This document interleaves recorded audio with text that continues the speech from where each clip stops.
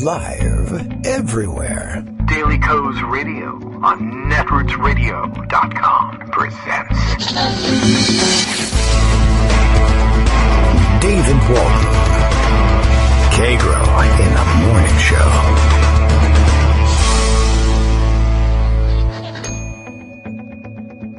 Now, here's David Waldman. Okay, hey, good morning. Another late start thanks to basketball camp and the traffic surrounding basketball camp. What a popular basketball camp it is. It also has summer school going on at the high school there, so a little bit of a traffic jam getting in and out. But we're here, we're ready to start. Does anybody know anything about the news or politics? If so, please call 1-800. We got to get you on the air. Did you watch the convention yesterday? I didn't even turn it on yesterday, but I, of course, am always watching the watchers, and I understand Donald Trump Jr. spoke yesterday. Best comment I heard summarizing the night's events yesterday was from former Representative John Dingell, who I guess tweets for himself, and he really lets loose when he does that. So he just sort of thought that was interesting, and said his comment was, "Holy hell, the kids are orange too." It's amazing. We wonder what's going on over there. I guess everybody's getting the spray tan. I guess they think that looks good, and it's something they do before they go on television, so they don't look pale, but a little bit of just regular makeup usually. They have makeup that'll make you look regular color, no matter what your color is. I think they can figure out what your normal skin tone is and give that to you, but I don't know. Anyway, that's what they're doing, painting themselves orange. I've been collecting ridiculous pictures, photographs taken of the Trump family, the various incarnations of them, I guess. Well, it's been real interesting. Bill in Portland, Maine starts us off with a morning tweet today. Daily Coast Radio is live now, starring, Kagro X, that's me, David Waldman. Dem from Connecticut, of course you know as Greg Dworkin, and Joan McCarter, probably best known to you as Joan McCarter, or occasionally, if you're a real old-timer, Mick Joan. Get it? And, of course, the ghost of Saul Alinsky as Bob. Who is Saul Alinsky? Why do you guys keep thinking he's so important to you? So I have no idea. I mean, I have some idea now over the years, having read how important you think he is out there. And I don't mean you, because you are not listening. You who are listening have some idea, of course, and really probably think it's pretty humorous that they insist that he's guiding our every step. Wow. Anyway, by the way, speaking of the crazy pictures that I liked so much, the one that grabbed my eye yesterday, who tweeted this one? I think I can track down exactly who did it, or at least who did it so that I saw it. I believe Dean Barker is the culprit in this one, our New Hampshire pal, Dean Barker. A photo of Donald Trump at of course, a white piano. So much going on in that. The white grand piano, baby grand piano, I guess, to match his baby hands. And Melania is on top of the piano. You know how that goes. Like, women on top of a piano. That's, I don't know what, like, that's the stock photo, I guess, sexy, sultry thing to do. They're both trying to put on these sultry looks. Melania has a credible go of it. She's made up, hair's up, in a little black dress, crazy shoes, whatever. It doesn't look quite as ridiculous, I suppose, minus, once you get past the fact she's on a piano, 2, she's on a white piano, 3, I always love the photographs of that are taken of them in, I guess, the Trump Tower penthouse, because, I mean, it's so ridiculously decorated. I mean, I guess people who had time on their hands because they refused to decorate same-sex wedding cakes must have had extra production time. It came in and put some kind of gold icing on the walls. The place is nuts. It looks like Gaddafi's palace. And people have been doing a great job putting together pictures of Gaddafi and Saddam Hussein and Donald Trump in their native surroundings, and it's ridiculous. And I guess just like some people say that Newt Gingrich is a dumb person's idea of what a smart person sounds like, it's clear to me that Donald Trump is I don't know if this is a poor person's, but I guess a person who's never had any exposure to anybody with any money. I guess it's their idea of, it's more than a poor person. I guess it goes across classes, but maybe just a dumb person's idea of what a rich person's surroundings might look like. Everything's golden, I mean, like a joke. He's got a gold toilet. And the walls are gold and gilded picture frames. And there's behind them in this picture.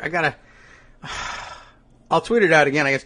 But behind them in this photo, there are ridiculous candelabras on a sideboard or something. It's on, a table underneath an oil painting of a still life of, fruit or whatever and plants. But it's in a giant gilded frame and with a big old light on it, so like we'll illuminate this artwork and that'll make it classy. And then the gold paint on the wall, gold crown moldings and, fake pillars.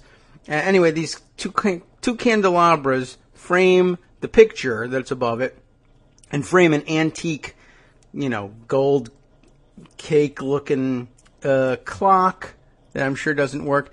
Each of the candelabras has got, long white tapers in it, and 1, 2, 3, 4, 5, 6 candles apiece. There's 12 candles, probably in the space of about a foot.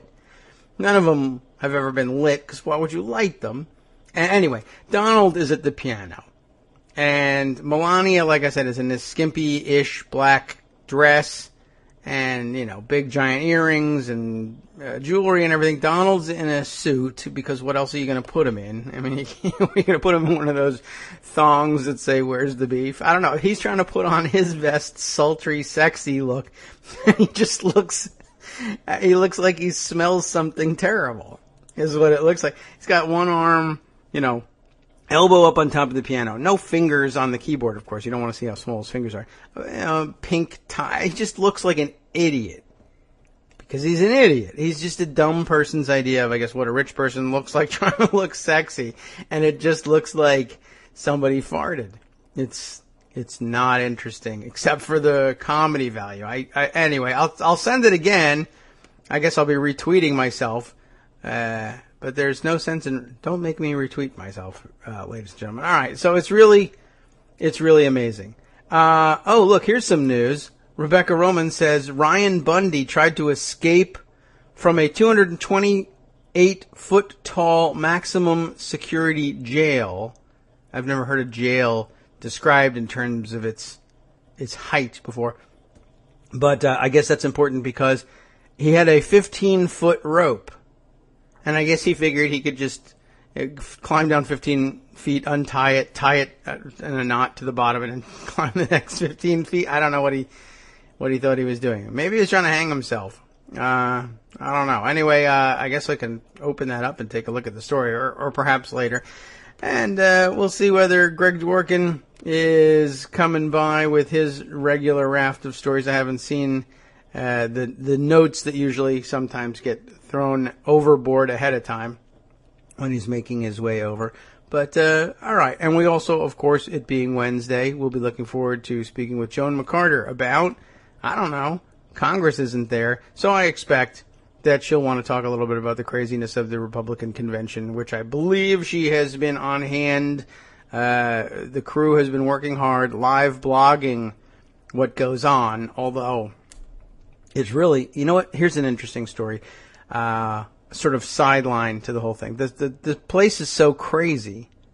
Perhaps no one else can cover it except us, and we refuse to do it. At least here on Daily Kos Radio. On the front page, they're working hard to try to do it, and it can only be covered by people who are willing to tell you what's really going on. It must be just a disaster trying to figure out in the newsroom what can you say, what can't you say, what's safe to do, what's not safe to do. We were contacted the other day by the Clinton campaign, just as part of their regular media rounds, to see whether, because we have a radio program, to see whether we might be interested in speaking to a surrogate of one kind or another for the campaign about what's going on this week in the Republican convention. This is what their surrogates do. This is what their bookers for their surrogates do. And the contact came. Here's a nice little bit of information. You probably follow her on Twitter as well, Zerlina Maxwell, and read what she's published all over the place. She's working directly for the Clinton campaign. She's the one that contacted us to ask, so, you guys interested in having a surrogate on? Let us know. And it's a great offer, and I thought, wow, gee whiz, I wonder what kind of surrogate we can get. And it occurred to me, I'm not 100% sure that we could keep a surrogate here comfortably. I think when it comes to making fun, certainly, and that's what we're trying to do, of Trump himself, the Republican Party, and its collapse, etc. It would be interesting to have a, fact-based, wonkish sort of analysis of what's going on, but I think it's probably a lot drier coming from just about any campaign surrogate I can think of. But if they've got a great one, by all means, we'll try it out. Maybe the fun will be in trying to see them struggle with finding a way that is interesting to our audience of saying anything about the convention that doesn't make them or the campaign uncomfortable. I think it would be a rather difficult assignment. But the door's open, certainly. And if any of you can think of anybody that you've seen around as a surrogate that you would want to hear from, I guess we can make that suggestion, although, of course, the convention is nearly over. But who knows what we might be able to pull together in the next couple of days. I guess we should ask for Rendell and just yell at him. How about that? What the hell's wrong with you, Rendell? He would think he was coming on friendly air, and we'd be having very little of that. He's a tough guy to get along with from a progressive standpoint sometimes, don't you think? Anyway, okay. Well, Ryan Bundy's 15-foot escape plan comes up short, sure enough. Reported in the Oregonian, just for a little bit of fun sideline. Let's see. Oh, look at this. They're exiting. There's a picture of the attorney, Mike Arnold, exiting the Mark O. Hatfield U.S. Courthouse in Portland. Remember Mark Hatfield? On January 29th, following a detention hearing for Ammon Bundy. Ammon Bundy? What does he say? Anyway, here's what Ryan is up to. Ryan told the judge that the braided bed sheets, extra food, and clothes that deputies found in his jail cell in April weren't part of any escape scheme. That's probably for the best. Oh, he didn't actually try to do it. His 15 feet of makeshift rope wouldn't have gotten him too far down the nearly 228-foot tall Justice Center building that holds the maximum security jail. Oh, it's a high-rise tower. I see. I'm thinking, what did they put him in some kind of Transylvanian castle on a cliff? Not a bad idea, but I don't want to give the guy, an ego here. It's a high-rise tower, so it's not insignificant, said Multnomah County Sheriff's Office spokesman Steve Alexander. Breaking out of the maximum security jail and scaling down the building would be a considerable feat, Alexander said. It is a high-rise tower, so that's interesting. Editors, get on this one. This actually does simply repeat the same quote. Again, it's a high-rise tower, so it's not insignificant. I want you to know this, ladies and gentlemen. It is a high-rise tower, not insignificant. All right. Well, no successful escape from a cell in the downtown jail as far as Alexander knows. The only reported escape was an inmate who was working as a jail receptionist. That's not the maximum security part, I'm sure. Who got out of the building through the reception area, amazingly enough, Alexander said. There's one other inmate who was working as a jail tunnel digger, just about made it out, but it didn't really work. Those are probably, bad jobs to give to the inmates. Okay, let's go over to Pocket here. I don't know whether, has Greg got I'm looking for an email. Does he got a meeting or maybe just internet problems?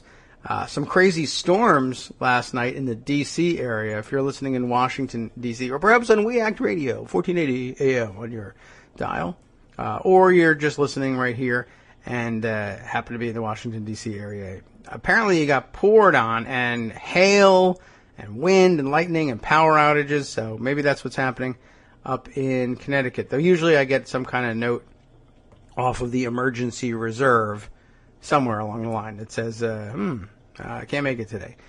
Maybe it was our basketball lateness that convinced them we weren't going to do a show. Or maybe we're not even on the air. I don't even really know. We've got no signal of any kind, actually, from anybody. Now that I look at it, what's up with Skype? Maybe that's it. I'm clicking on Skype and Skype isn't coming up. That's what the problem is. Let's try and force quit the Skype and restart that. That must be what it is. All right, let's see. Force quit. Yeah, Skype not responding this whole time. No wonder. Okay. We'll ignore it for now and report it later and try one more time. There we go. Here's the email. I call no answer from Greg. All right, let me at least respond to him. Okay, there we are. Okay. And here he is. Wow. See, monitoring the show. Good morning, Greg. Sorry about that. I began to notice good morning. you were missing. How are you? And I'm okay. Skype's I've been sick. here. I keep waving my hands in front of the computer screen like you're not seeing me. I don't get it. Well, without the Skype. And even with the Skype, really. We can't see that. Okay, well, I'm sorry about that, but... That's okay. That's fine. I just called in to see if you needed to get some coffee because I know you got back, right? kinda... No, today I made it first. Okay, good. And I had to drag some with me on the train. I'm improvising. By the time I have the routine down, basketball camp will be over. We'll be on to the next one. Yeah, we're cool. Okay. So let me give you a quick rundown of what's going on. Okay, we're going to start. I had a rather long pundit roundup this morning, just because there's so much material and so little time. And many pundits. Yeah, but it's still an incredible amount going over the Melania plagiarism thing for a variety of reasons. Really? I wrote them all. One of the main reasons is that they keep denying that it's plagiarism, so therefore they're making this into like a day 10 story instead of a day 3 story. Yes. And, it's fascinating because there really are some major reasons why this matters. Apparently the story out there that the New York Times got is that they had hired, through Jared Kushner, the son-in-law, to Ivanka, they had hired 2 Republican professional writers to write her speech, which they did, gave it to her a month ago, never heard back. She threw it out, ripped it up, got a bunch of friends, and wrote it herself. Wow. So the reason that they're not firing anybody over it is they can't fire her. In any case, she gets embarrassed because it really is plagiarism.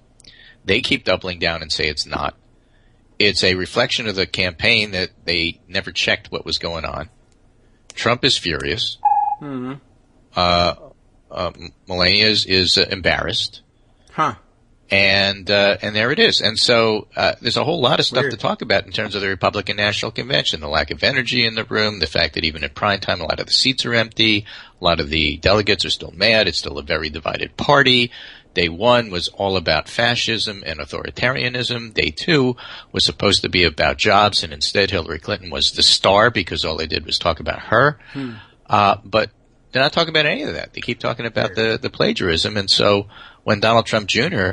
Comes up and actually repeats a few lines that were written by a fellow named Franklin Buckley, which is what happened yesterday, it just keeps the story alive. And, of course, it would be easy to say, listen, Buckley advised Trump Jr. on the speech, and so naturally it was his own words because it really was his own words, and that's not really plagiarism. But Trump Jr. says, no, they were all my own words, and so he makes it a story even when it's not a story. And that, in a nutshell, is the entire campaign. That's weird. For lack it's of so one. easily handleable if you just hired a professional. Professional weasel Ari Fleischer was reviewing this and said, what they need is more professional weasels. Yeah. And so I don't understand why they don't hire them. I don't know. And even if they don't, I mean, the thing seems pretty obvious to me, right? If the press is saying you got to fire Melania's speechwriter, right? And okay, you don't have one. Hire somebody real quick and then fire him. Yeah, or just go. I did. I fired him. You're right. You're absolutely right. And we took care of it. Here's today. some money. Just who is he? A non-disclosure. You could Don't hire even talk somebody about to it. fire him. You could fire a speechwriter just for the hell of it because their contract is over anyway. You could just say you fired a guy and his name is John. Fire David Frum. He doesn't work for them, but everybody knows he's a speechwriter. Just go ahead and fire somebody. It's just do it. Just or say you fired somebody, and that's it. That's it. I don't know why. And Donald Jr.'s thing, I mean, it's the easiest answer in the world. It's not plagiarism. The guy who wrote the speech wrote that article, and I loved that line, and we used it. Yeah, I mean, no big deal. stupid line. I mean, that's one problem. Now you're trapped. Even that is tricky. Interesting. I have to say, it's funny because when I put the pundit roundups up, I tweet sometimes. I don't know if you've noticed, and sometimes I will take a tweet that I've written because I think it's pertinent, and I'll stick it in the pundit roundup. Yes. And I've seen people complain, and they say, it seems like self-promoting. It seems a little tacky for you to put your own stuff here. And my answer was, I could just rewrite it, but then it feels like I'm plagiarizing my own stuff and making it sound like it's fresh when it's not, and I'm just uncomfortable doing that, so I don't. Yeah, I've done similar thing, or I've read tweets that I sent the night before or that morning on the air. I said, I wanted to say this on the air, I just couldn't wait, so I want to do it again. How clever! But well, I was clever yesterday. I don't really feel clever today. Oh, you were cheating about being clever, But so even taking your own material and redoing it is a little weird. Still, he could have. But it's still within the bounds of acceptability. It's just weird. It would have been fine. But claiming it's your own words when everybody knows that here's the proof that it's not your own words is insane. Yeah. The only thing I can think of, I guess between ego and the inability of, I think, certainly all the Trump men to distinguish between that which they own and that which they control and that which they can force other people to give up. All property is pretty much the same to them. They just think it's all mine. It is. Yeah, including when it comes to people. So the reason the Melania one is more important is because she's more important and central to the whole Trump story. I guess. The kids are just rented. But, in terms of who she is and the fact that she is the one that's supposed to speak out and verify that, yes, he's a normal person. And so that's always the role of the First Lady during conventions. And during campaigns. And so it's a very traditionalist role, but nonetheless that's there. At the same time, you basically have let me read Brian Beutler's piece here. Okay. Short. Whether Melania knew she was reading plagiarized text or not, and I think it's quite likely she did not. She probably didn't even realize she had stolen it if she's the true writer because she's not professional. It's just devastating to see a campaign premised on the imagined notion of Obama incompetence get caught stealing from Obama's own operation. Mm-hmm. But the power of the images is actually much deeper. They don't just negate something central to Trump's appeal. They amplify one, or more than one, of the main knocks on Trump himself. He's sloppy, erratic in so many ways, the opposite of the virtues he claims to embody. And let's not gloss over it. This is a depiction of a campaign that nurtures white grievance and resentment, which is what, of course, the whole Republican convention is, trying to profit off the work of a black woman from an African-American family that Trump and his supporters regularly belittle. The fact that the plagiarized text in question was about the value of hard work just makes matters worse. A mortifying, calamitous, self-immolating moment. Pretty good.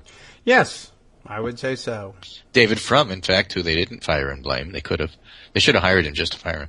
10 reasons why Melania Trump's speech will have a lasting impact. And there's one easy-to-understand incident that encapsulates in one grim joke all the convention's cavalcade of derp. That's why he thought that, among other reasons, this was so important, because, in fact, it really does summarize everything. But here's some quick summaries of some of his points. It was the first and best opportunity to humanize Donald Trump. It was not only wasted, but the project of humanizing Trump has become a farce that will haunt the later attempts by Trump's children to undo Monday night's debacle. Number 2, the speech has unleashed a cycle of internal finger-pointing and blame-shifting that will consume Trump's already dysfunctional campaign. People are blaming, people are blaming Manafort. People are blaming Melania, but they can't. Maybe Trump had a hand in it. You can't blame him. So now you have family members mad at other family members. And from right, suppose now that Donald Trump's children by his previous marriage succeed where Melania so humiliatingly failed. What does that unleash in Trump's delicately blended family? Number 3, since Sunday, every journalist at this convention has been collecting examples of the Trump campaign's failures and incompetence. The quarrel with Governor Kasich, the absent senators and governors, the no-show donors, convention's financial embarrassments, floor fights over rules, lack of a proper schedule. I would add in the empty seats in prime time, and the defective apps and other technology. Suddenly there's one easy-to-understand incident, and that's this derp thing. So to this point, the Clinton campaign has been unsure how to attack Donald. There's been notable hesitation, uncertainty, even mutually refuting contradictions in its early attacks. How can Trump be both a cynical con man and a dangerous extremist hate monger? Now at last the script writes itself. Trump is a doofus. The guy who went broke running a casino can't even find somebody to write ordinarily competent speech for his wife's big self-introduction. Trump himself has just vividly demonstrated that his campaign has zero skill at crisis management. Number 6, the incident throws a harpoon into the heart of the Trump campaign's racial politics. Non-white people are ripping off hardworking white Americans who play by the rules. Could there be a sharper reversal of that racialized complaint that Melania Trump, in her designer dress, steals Michelle Obama's heartfelt words? That's pretty good. Number 7, everybody will now want to know more about Melania Trump. And as the outstanding profile by Julia Ioffe in GQ makes clear, it's a story full of uncomfortable secrets. They won't stay secret long. Here's one. She claims to be a graduate of architecture school back in Slovenia. Actually, she's a dropout. Yeah. New York Times covered that in passing. So basically, you've created a persona on reality TV that, by the way, isn't real. Can you imagine that? Reality TV not being real? That is ridiculous. How could that be true? Number 8, one role of a presidential candidate's spouse is to function as the most sought-after surrogate, especially at fundraising events. A capable spouse effectively doubles the candidate's own campaign hours. More than doubles them, because she or he can relieve the candidate of speaking to party loyalists, whose votes are not in question, to free time for reaching swing voters. Melania Trump has just been removed. Number 9, plagiarism draws attention to the content of the passages plagiarized. In 2008, Michelle Obama summed up the values she learned from her parents. And plagiarized speech pretty strongly confirms Trumps do not much care about hard work either. Pretty much. And number 10 and last, the mood of Republicans at this convention was already embattled, defensive, and pessimistic. Conventions are, among other things, important fundraising opportunities. And as Ken Bogle reports in Politico, the state of Trump's fundraising remains calamitous. Even Trump's own named finance directors are not giving money. That mood of pessimism must be even grayer the day after the speech than the day before. So that's 10 reasons why it's awful and why people are still talking about it. Okay, and then there's another point that I made, and I see Alex Shepard made it too. Finally, there's the press' obvious unease about confronting Melania Trump too forcefully. Trump is a non-politician with little public speaking experience, but more than that, she's a potential first lady, and American first ladies occupy an unusual role in American political life. Yes. Their positions are simultaneously political and apolitical. And per journalistic norms, they tend not to deserve the scrutiny their partners receive as a matter of course. So the speech itself, which was really pretty bland to begin with, is itself a testament to First Lady's ambiguous position. Now, Trump plagiarized her speech from the second most scrutinized First Lady in presidential history is yet another irony of this scandal, and it is a scandal. The most scrutinized First Lady in history, her husband's opponent, Hillary Clinton. So there's a whole lot wrapped in there. But, the fact of the matter is, you expose a incompetent and basically completely false image of the candidate to the ruthless exposure of the bright lights, and they wilt. Yeah. It's just phenomenal. And so what do? They do Pee Wee Herman stuff. I meant to do that. It wasn't a mistake. We didn't, do this. Sure, heads will roll some other time, but not the people who are responsible, because the people who are responsible are Donald and Melania, so we can't fire them. And of course, they're just getting pilloried. This is a funny one from Molly Knight, Twitter. Now I understand why there were no personal anecdotes about Trump and Melania's speech. Michelle doesn't know him. That could be it. But that's really the summary of what's going on here. Yeah.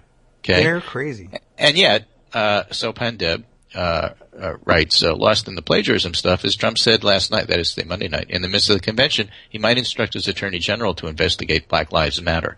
And the whole fear and authoritarianism of the Rudy Giuliani night gets a little bit glossed over because, as it turns out, the ratings say not as many people, it's close, but not as many people were watching the first night here as in 2012. It didn't get huge ratings, Thursday night might.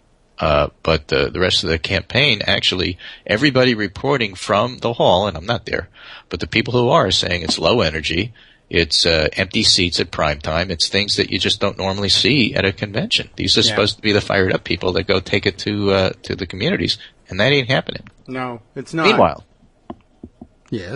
Meanwhile, we have forecast models. Everybody understands that the polls are going to tighten and are tightening. Our favorite to play with Reuters poll is now down to 7 from 13. So you can say, oh my gosh, our lead's been cut in half. Actually, it's a pretty big lead in that poll. But there are signs that it's tightening. We've been talking for a couple of weeks now about how they also asked this interesting question. If you don't want to vote for either of the candidates, who do you lean? And Clinton had been the more popular candidate up until this week. This week it's a slight edge to Trump. And that all, suggests that the campaign and the Republican National Convention is having its traditional role of consolidating Republicans. Most of the independents and undecideds are in fact Republican leaning. You can see that in the NBC SurveyMonkey poll. And you can see that in other polls as well. So that's not totally surprising. And it wouldn't be totally surprising if Trump actually by Friday or Saturday, if we poll Saturday, Sunday and get some polling data then, that he actually takes a small lead. Clinton's lead right now is only about 2 or 3 points. And yet, if you look at the forecasts, New York Times has 76% chance of Clinton winning, and they do a great job of explaining why theirs are different than others. Right now, 538 gives Clinton a 62% chance of winning, and there are other forecasts that are a little higher. Some of them are just saying lean one way or the other, and they're not putting odds on it, which is probably smart. But when you actually look at the data in terms of where these numbers come from, the big difference is in how the New York Times looks at states like Pennsylvania and Nevada and New Hampshire and Iowa and puts all of those in the Democratic column, whereas 538 considers them more toss-up, even though Clinton's leading in all of them. Oh. Ohio, Florida, North Carolina, and Georgia are the true toss-ups, with Georgia being on the Republican side. Really? Still? Okay. 62% chance of being Republican, whereas North Carolina, 56% chance going to Democrats, Florida, 61%. And the Florida key here, they have a really nice interactive toward the bottom of this New York Times write-up, that if you click on a state, it gives you an idea of how their paths to victory are. So in other words, let's say Clinton wins Florida. If Clinton wins Florida, she has 945 different combinations of how she could get to 270, and Trump would have only 72. Okay. If she wins Pennsylvania, Trump would only have 8 ways to get there, assuming Florida goes to Clinton. Okay. So Florida is the key. Okay. If Florida is it goes to Clinton, and then she wins Pennsylvania, it's basically over. Mm-hmm. If another way you could make it over is if you give Florida to the Democrats, and she also wins Ohio. Okay. Then no matter what else happens in the swing states, Pennsylvania, Georgia, North Carolina, Virginia, Arizona, Iowa, Nevada, New Hampshire, doesn't matter. Okay, well, let's just go automatically win that then. So she has a bunch of different paths to get there. It's just interesting in terms of the setup. The word on polling basically is this: for the next 10 days, don't pay any attention to it, or if you do pay attention, understand it's going to be variable and bouncy based on discussions about the conventions. It will be interesting to see if Trump doesn't take a lead. That would be awful for him. Mm-hmm. But if he does take a small lead, it wouldn't be surprising. That's typically what you see, and then Clinton should reclaim it next week when the Democrats are meeting. So I don't that's what understand to expect. why Republicans don't insist on having their convention second. Well, it's the tradition, right? Yeah, but incumbent party goes second. Is that it? Okay. Yeah. I didn't even realize that was the tradition. Mm-hmm. I hadn't paid attention to it really, except then noticing, well, okay, the last couple of times it's been, and I guess when it's an open, I guess whoever's incumbent at that point. But they're still the incumbent party. It's not the incumbent person, but it's the incumbent party. I just don't remember. Oh, yes, now I do. Now that I'm thinking about it, in 2008, I now recall being at the Denver convention and hearing the Sarah Palin announcement, which would have been pre-convention.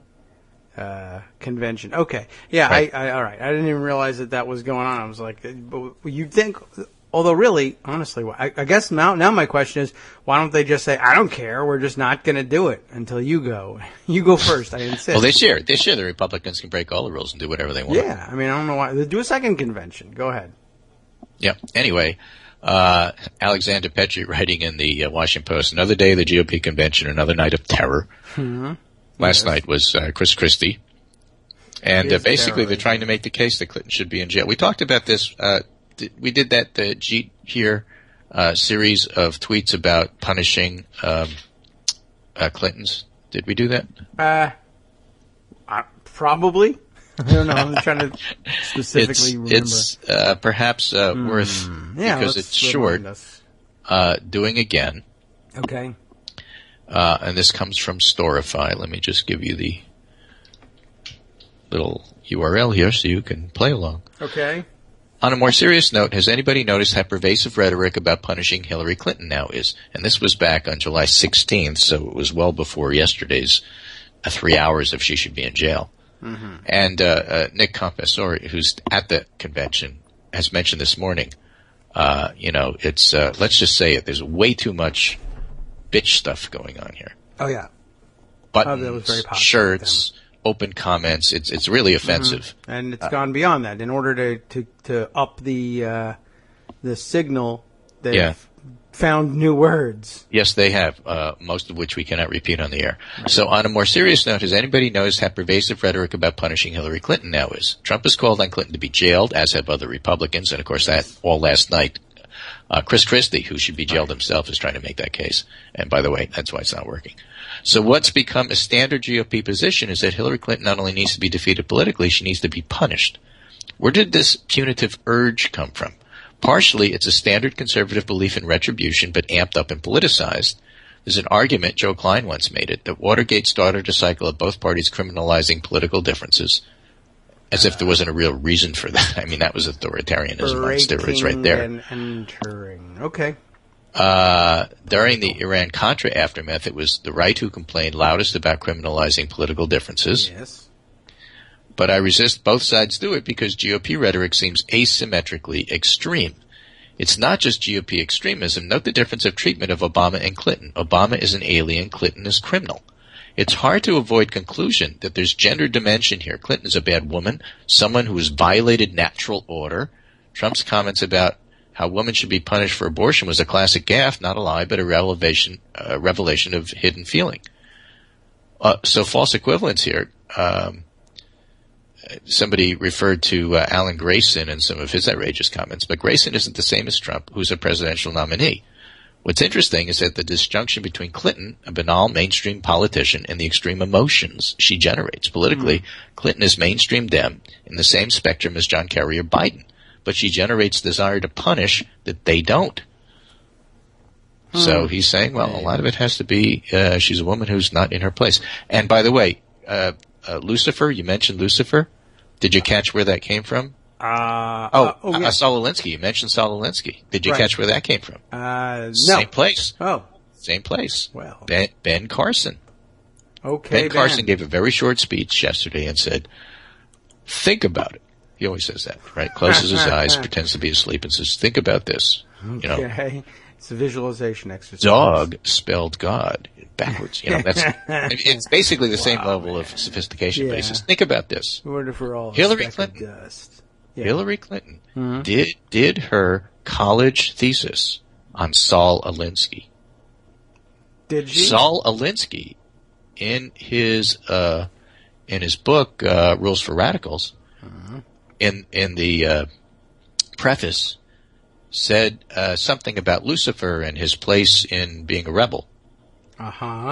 This therefore means that Lucifer and Clinton are connected via Saul Alinsky. Like LinkedIn. Think about that. Demons. Wow. Ben. Right. So that was basically the speech. Well, okay. I mean, it's a thing. The stage. But that's where Saul Alinsky came from. They did not talk about the fart in. I thought maybe that's where it came from, but no. They talked about how Saul Alinsky proves that Clinton and Lucifer are related. Yes. Perhaps second cousins. Was Clinton, well, first of all, did she do that? college thesis? I don't know. That I'm not sure of. Do I care? I don't know. Did I ever read the preface to Saul Alinsky's book? Maybe 40 years ago. I don't know. Maybe. I guess the other question is, was Hillary still conservative at the time? It doesn't matter. The point is that she was the star of the convention because that's all they could talk about. Nobody wanted to talk about Trump. Nobody wanted to talk about it was supposed to be jobs night yesterday at the convention. Nobody wanted to talk about that. They don't have any ideas about it. That's crazy for them. They didn't want to talk about anything except Hillary Clinton and how she should be in jail. Yeah, well, I don't either. So I was wondering just because I didn't watch the whole thing. I couldn't. You turn it off for 5 minutes and then you have to go barf. And then take a shower, and then you go watch again for a couple of minutes. But it was pretty amazing. Trying to make some sense of it. In I know that only conservatives seem to care about who reads Saul Alinsky, and I was just wondering. I remember, they sometimes, she is sometimes attacked for saying, she was brought up in a conservative home, was a Goldwater girl. So how much later was she writing this thesis? She was probably writing a Saul Alinsky thesis from their perspective, the way they write Saul Alinsky theses. No one on the liberal side does. It's conservatives wringing their hands about how horrible Saul Alinsky is. So she was writing one of their theses, and here he is turning it into feces. So many years later. Right. Well. From theses to feces. Yes. That's really a summation of the entire Republican Party, really. Right. They're going to nail their feces to the church door. Exactly. All right. Let's not count how many there are. So the summary here is from John Chait. The Republicans' economy night turns out to be another lock-up Hillary night. Mm-hmm. The promised theme of day 2 of the Republican National Convention was the economy, along with this promise to approve Republican judges. The economy is a major part of the reason Republican leaders have decided to endorse their nominee. McConnell and Ryan delivered speeches pointing out the nominee would sign their bills. Oh, did you know they were at the convention? They get booed when they're there, but they're there. Which is enough enticement for them to accept the long-term brand damage Trump inflicts upon the party, not to mention the possibility he might win and destroy the rule of law. Oh, yeah. Right? Mike Mukasey, the former Bush administration attorney general, delivered a blistering denunciation of Hillary Clinton's email server security practices by way of tacitly endorsing Trump. And then 5 months ago, Mukasey contributed to National Review's widely discussed against Trump issue when he wrote that Trump says he would order the military to kill the families of terrorists. That would be a direct violation of the most basic laws of armed conflict, and noted he summons applause with tantrums and homicidal fantasies, but now he's a member of the Republicans against Trump who are really for Trump. Oh, well, he's a principal. Because the promised human rights violations and homicidal fantasies may be less than ideal, but hey, that email server. Right, that's the worst. So it is fair to conclude, he writes, that Clinton's handling of the emails was extremely careless, and for this episode and others to raise doubts about her judgment, but for Republicans against Trump for Trump to persuade themselves to vote the party line, the more potent sins than extreme carelessness and mild corruption, which could also be persuasively alleged against the Clintons, are required. Many Republicans have framed their case against Clinton as a defense of the rule of law. So Chris Christie had a mock trial yesterday while delegates chanted, "Lock her up." That's what happened last night. It happens a lot at trials. After a night devoted in large part to Benghazi, or as I like to call it, death, because, if you watch Monday night, like everybody died. It's amazing that anybody's left at the convention to actually be delegates. After a night devoted in large part to Benghazi, several speeches brought up Benghazi yet again. Ben Carson drew out Clinton's youthful connection to the hated Saul Alinsky, and then via Alinsky connected Clinton to Lucifer, really. Carson was only taking literally the instructions, demonize the opponent, other speakers had taken figuratively. It's worth contemplating the mental gymnastics required to believe Clinton threatens the rule of law, but Trump doesn't. One has to believe Clintonian conspiracy rule is so vast, it has ensnared even Republican public servants, and that this outweighs such glaring danger signs as Trump's lavish praise for dictators because they crush opponents, his insistence a Mexican judge can't sit on his fraud case, his refusal to release his tax information, his kleptocrat-style intermingling of business interests with governing, his insistence that any election he loses is rigged, his claim just the other day that he can violate the Constitution's prohibition against a religious test because it doesn't necessarily give us the right to commit suicide as a country, and on and on. He's exposed the rule of law as a party rhetorical tick that means nothing more or less than Republicans must rule. Yeah. So that's pretty much what people are seeing. Sure, I get that Republicans and a lot of the base will be okay with this. That's not really the point. It's never been the point. The point is everybody else. So we have to see how that goes. All right. And then finally, last piece here. The pundit roundup today. I have a little policy thing here, but it's interesting from a political point of view as well. Dan Diamond, who's a terrific health reporter, who's over at Politico Pulse, interviews a policy wonk, a Republican policy wonk named Lanhee Chan, Lanheechan. Lanhee Chan. He was Romney's chief advisor on policy and also did some work for Rubio. And he interviews him about how could you come to terms with Donald Trump? Yes. And the thinking and the rationalization behind coming to terms was fascinating, and you could see how other people sort of work their way there. Here's from it's a podcast, but here's from the story that Dan Diamond wrote up. Chen also addressed perceptions of a so-called wonk gap between Democrats and Republicans, with liberal thinkers like Krugman bemoaning that they have relatively few conservative counterparts with whom to seriously debate policy. While he disputed that argument, Chan acknowledged that the Obama administration's 2 terms have fostered liberal policy ideas while the conservative movement has stagnated. On the left, he said, you have people constantly going in and out of government, feeding a virtuous cycle of people who go into government, get experience, and come out thinking more thoughtfully about these issues. Republicans haven't been in power in 8 years, so we haven't had that churn. So basically, he admits there's more Democratic policy wonks than there are Republicans because policy isn't the thing in the Republican Party. That's true. And despite all this concern about Trump, here's where the politics comes in. Chen still thinks the policies put forward by Hillary Clinton would be worse for the nation. They both cause me great concern, Chen admitted, but Trump's more of a blank slate, so it's easier to be worried about what Clinton would do, because the presumptive Democratic nominee has been much more specific. And then Diamond added, Clinton's released 205 pages of policy proposals. Trump's website lists 7 policy positions. Yeah. So that's the difference between the two.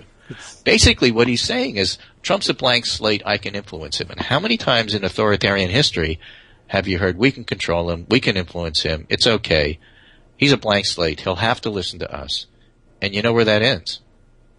That's what's so weird about this. Yes. But you could see how you could put yourself on that path. I can see it. Scary and wrong. A lot of historical precedent for that. But a path nonetheless, and that's why I thought it was so fascinating. Yes. So that's it. Yeah. That's what I got today. Okay. I'll take it. All right. You got it. And I will talk to you tomorrow. Now, tomorrow's the last show I'm going to do for a while. Oh, okay. Why is that? You going I'm on mad vacation? at you. No, actually, that's not why. I'm going on vacation, Oh. so I have a meeting on Friday, as I often do on Fridays. I know. But then all of next week, I'm going to be on vacation, and actually, the Pundit Roundup on Daily Kos, the regulars are going to fill in for me. Tim Lang and Georgia and Mark Sumner, they're all going to take their turn, so I'm going to have a week off of doing that, too. Very good. Very nice. I hope you enjoyed that. Maybe I can entice one of them to come on. Yeah, that'd be good. Yeah, I'm going to have to gear up for this thing, too. I thought I'd give you a couple of days in advance. Oh, by the way, I'm Yes. not here today. Oh, okay. Yeah, I was wondering. I was sitting around for a while saying, nah, Not my fault. I he tried. I was called several signaled. times. Yeah. Actually, it's interesting. It's right there on Skype. You know, when you call, you say, call no answer, call no answer, call no answer. It's all It here. has to be working. Yeah, that's I don't good. know. Everyone's How did you going- like this call? Skype will ask us afterwards. I don't know. Well, the last one, I love that one. But anyway, thanks. And Joan, hopefully, will be on a little bit later. I still call her McJoan. I can't help it. I'm that old. Yes. And thanks so much for the Netroots Radio folks for making it happen. I have to say to Justice, you know, that little music intro that happens before you come on and we hear the typewriter dings. Yeah. I love it. I don't know what it is, whether it's a didgeridoo or a chauffeur or whatever the music is. Oh, It's really yeah. quite good. It's and nice. I enjoy listening to it in the morning. It is. It's a thing called the electronic music MIDI. Yeah. Medieval Pundits. It's called. Is the name of the piece. Perfect. A nice royalty-free piece that we have, thank God, because we don't want to be like Republican presidential candidates and rip off excuses. Queen's Right. music, right? Right. Normally we would play We Are the Champions, but Right. we don't have permission. And we're not. Alrighty, take care. Okay, thanks very much, Greg. And all right, well, we'll take what we can get from you before you go off on vacation. I've got a vacation of sorts coming up in a couple of weeks. I have to decide how I'm going to handle that one, and we may. What we'll do is we'll plagiarize Melania Trump's collected works, I guess, for a few days. Not long, although it may last the week. I have to check the schedule to see what the hell's going on. I'll have to ask my wife. Where are we going? What are we doing? We're going to Niagara Falls. Niagara Falls. We're going, and we're bringing the kids. And we've decided that some of these summer vacation things, we can't really get away far, far away. We send our kids far, far away. They get to go. But we don't. But we thought maybe we would start doing a little bit of long weekend travels in the area. And being East Coasters, we have the opportunity to take the kids to the cities of the East. And even if there's nothing particularly exciting there, it'd be the sort of city where you might say, well, there's things to do there, certainly, and things for which the city is well known, etc. But you wouldn't say, you wouldn't find a lot of East Coast adults saying, hey, guess what? Taking a vacation to, Pittsburgh, Charlotte, secondary cities when you're comparing them to, Washington, D.C., I suppose. New York City, certainly. New York City. Just these are places that have lots to offer, and you don't get there very often. You might go there on business or something like that. But it occurred to me, that would be really interesting just for the kids. They just want something mild, easy to do, not hard to reach, that maybe has an interesting museum or two, some kind of fun activity that's unique to the area. Even just going out for ice cream in a different city at a different place would be a nice change of pace and get you out of the summer doldrums. So we're hitting Pittsburgh on the way up. So we're going to drive to Niagara Falls. We're coming back. We're going to stop and do some, if everything's right, stargazing. There's a park in middle of nowhere, Pennsylvania, that if I can remember the name, it's like Cherry Creek State Park or something. One of the only, I think, dark skies park in is it even in the United States, the eastern United States? I don't know. But it's out there in middle of Pennsylvania, and maybe I have the name wrong because I'm not finding it. Anyway, that sort of stuff, fun stuff. But it'll be where are we? Mid-August. So we got a couple of weeks to try and figure that one out. Speaking of Greg's wrap-up here. Let's see. Arliss has a comment. The We Can Mold Him, etc. ends in 45,000 people, including teachers, being arrested in Turkey this week by the moldable president of Turkey. How does he pronounce that name, by the way? It's Erdogan. I haven't been listening to enough live reporting about things. I see everything on Twitter. Nobody ever pronounces anything there. I have to go and find out. If there's a couple people I know who are in Turkey, not Americans, but Turkish, but who were back there visiting with family, and I gotta find a way of checking up on them, and I don't have any way of doing it directly. So hopefully all is well there, and they'll return here where they're living and working normally, unharmed. But I'm beginning to worry about that. I was thinking about, there was a line in, because everything is movies for me, even though I hardly ever see any new movies. I'm thinking of, what was it? Like, you ever see the movie, was it Lady Jane? It's Jane Grey. The end of, anyway, the life of Jane Grey. Briefly and disputedly Queen of England, back in the 1500s, and hey, what a scene! But yeah, there's a line in the film. I mean, I don't know whether it's historically based or not, but the idea was to marry her to one of the Dudley family, and that the man to whom she was married would be controlled. She would be controlled by him. That being the dynamic between the genders then, and that he himself would be controllable by the family, who were dukes of one or another of the various prominent regions of England. Okay, Erdogan, huh? That's the pronunciation, Arliss? Erdogan. Let me take a look at that side by side with the spelling. Erdogan, huh? No G in that song. All right, well, anyway, so much to catch up with. Okay, let's see. Here's a suggestion. Good. Albert Titus, tons to do in Buffalo on your way to Niagara Falls. Happy to provide suggestions or answer questions. Yes, please do. Do you have any questions I could ask you? Or you could go right to providing suggestions. Buffalo is a possibility. I don't know how we can fit it into our drive schedule. We're going to stop in Pittsburgh, and then I guess if the weather isn't looking good for stargazing in the park, we could take a different route home. But Buffalo is also the kind of place that we would say, yeah, let's go. Let's check that out. Let's do all the things that there are to do. Buffalo. We spend a lot of time in Charlottesville, Virginia, as it is, but this sort of thing, Charlotte, North Carolina. We could go to Asheville. We could go to I don't know. We could go to Memphis.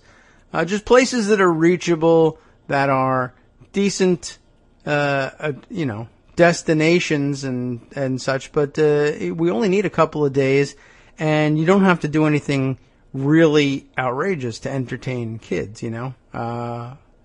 Kids are popular. A lot of people have them, so they probably have a lot of ideas about what they could do with them in various cities, or how to get rid of them by sending them to other cities. And if you tell us what those things are, we would agree to accompany them. And they'll now agree to accompany us because of the miracle of Pokemon Go. Thank God they're willing to leave the house for the first time in ages, because there's fake animals out there that you can only see on your phone. But whatever. They still have to go outside to do it, so that's pretty good. All right. Let me take a quick look through Pocket and see if there are any fun things that need to be brought up, and maybe things that we could discuss with Joan when she gets here. Also would probably be a good idea to have the front page of Daily Kos open so that we can see what the hell's going on the written side and follow along and see what as Joan has her eye on in all of this. And, okay. Well, I can try and prepare, or I can try and cram something in. Why don't we try and do that first? All right. A couple of things that I put aside. Let's take a look. Here's what I'll do. Over at the New York Times, a lot of discussion of the piece entitled How Donald Trump Picked His Running Mate. Of course, there's been a lot of speculation about that, and we've now moved on to speculating about who plagiarized from whom and why. But the important bit of the New York Times piece has been excerpted and screenshotted and passed around. This is the part I wanted to get to, even if I never get around to the entire article of how Donald Trump picked his running mate. The important stuff is here. One day this past May, it is said, Donald Trump's eldest son, Donald Trump Jr., who spoke last night, reached out to a senior advisor to Governor John Kasich of Ohio, who'd left the presidential race just a few weeks before. As a candidate, Kasich declared in March that Trump was, quote, really not prepared to be president of the United States, unquote, and he was right. And the following month, he took the highly unusual step of coordinating with his rival, Senator Ted Cruz, in an effort to deny Trump the nomination. Good effort, though. Really worked well. But according to the Kasich advisor, who spoke only under the condition that he not be named so that he could work for Donald Trump, probably, Donald Jr. wanted to make him an offer nonetheless. That is, I guess, to Kasich. Did Kasich have any interest in being the most powerful vice president in history? How so? When Kasich's advisor asked, how would this be the case? Donald Jr. explained that his father's vice president would be in charge of domestic and foreign policy. Then what?